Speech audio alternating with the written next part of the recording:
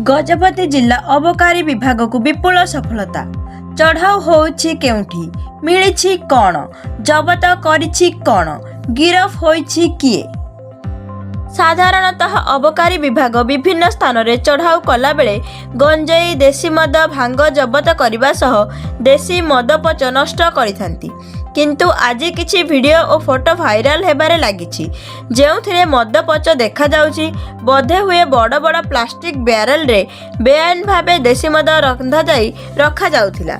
एही वीडियो और फोटो रे देशी मदपच मध्य देखिबाकू मिलुछि। विश्वस्त सूत्ररू मिलिबा सूचना अनुसार आज पुलिस और अबकारी विभागर बड़ धरणर मिलित चढ़ाऊ करा जायतिला।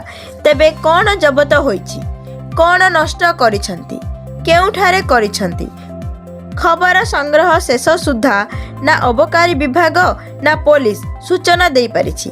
तेबे फोटो और वीडियो रे गुरांडी थाना पुलिस रो किछि कर्मचारी को देखिबाकू मिलिछि। तेबे एही उपलब्धि सर्वसाधारण रे प्रचार प्रसार निमंते गणमाध्यम को अबकारी विभाग न जणाइबा पछरे की रहस्य रहिछि ताकू नै विभिन्न महल रे मुख्य करी गणमाध्यम प्रतिनिधि मध्य रे चर्चार मुख्य प्रसंग पालटिछि।